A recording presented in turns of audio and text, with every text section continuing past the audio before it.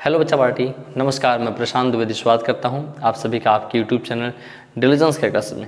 आज हम लोग बात करने वाले हैं क्लास 9th के 6.3 क्वेश्चन नंबर 4 के बारे में।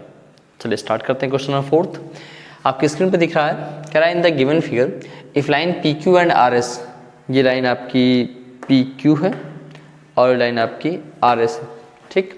Are intersect at point P, at point T, जो एक दूसरे को टी पर इंटरसेक्ट करती है, सच दैट इस तरीके से इंटरसेक्ट करती है कि angle P R T is equal to 40, यानी पी आर टी यानी ये वाला एंगल बेटा 40 degree.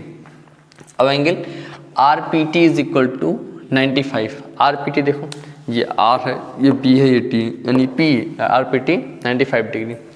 And angle T S Q यानी ये वाला एंगल 75। आपको फाइंड करना है एस क्यू टी यानी ये वाला एंगल आपको फाइंड करना है। बेसिकली यही एंगल आपको नहीं पता, ठीक। चलिए स्टार्ट करते हैं। तो बहुत सिंपल चीज़ें हैं, आपको यहाँ पे दे रखा है। जैसे यहाँ पे देखिए एक ट्रायंगल ये बन रहा है, एक ट्रायंगल ये बन रहा है, दो ट्रायंगल बन रहे हैं। और ट्रायंगल में आपको बस सामान्य सा काम इतना करना है कि एंगल सम प्रॉपर्टी लगानी है। किसी भी ट्रायंगल के तीनों इंटीरियर एंगल का सम 180 डिग्री होता है, आपको याद रखना है। जैसे यहाँ देखिए आप जो सोल्यूशन लिखेंगे तो आप देखेंगे कि in uh triangle P R T दिख रहा है, P R T triangle, angle R P T यानी ये वाला एंगल बेटा आर पी टी, जो मिड में पॉइंट होता है उसी पे एंगल बनता है, आर पी टी यानी पी बन रहा है। और plus angle P R T यानी आर पे बन रहा है। और plus angle P T R यानी ये वाला एंगल पी टी आर।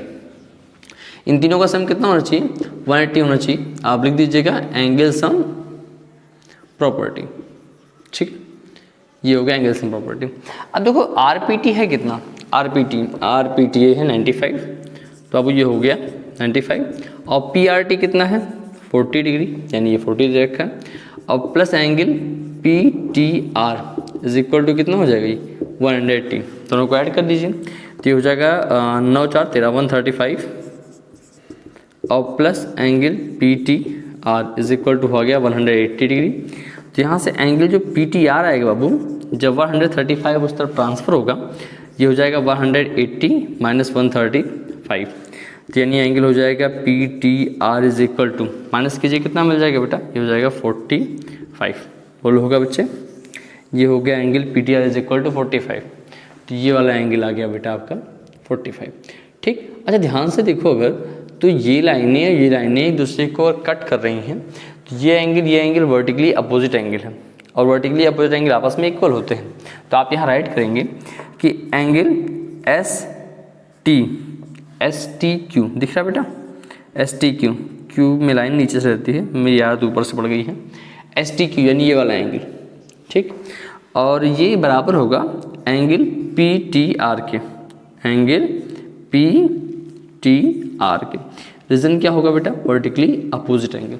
तो पी टी आर 45 है, that is angle S T Q is equal to हो गया 45 डिग्री। बोलो हुआ, एस टी क्यू हो गया 45, यानी वो वाला एंगल ये कितना हो जाएगा, ये हो जाएगा 45 डिग्री। अब तो ध्यान से आप अगर समझो इस बात को, तो जैसे आपने यहाँ एंगल सम प्रॉपर्टी लगाया, सेम काम आपको यहाँ करना है।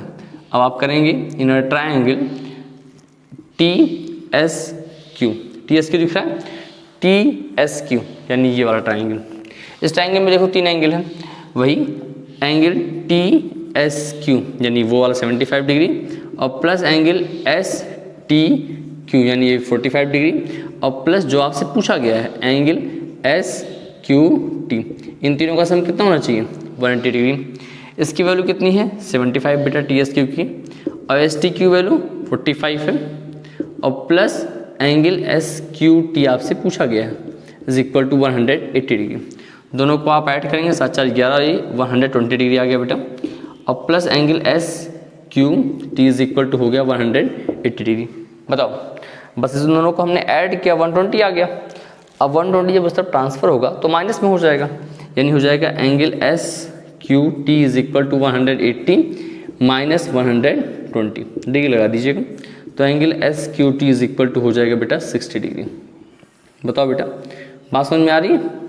एस क्यू टी कितना आ गया 60 डिग्री। बहुत सामान्य सा आपका आंसर था।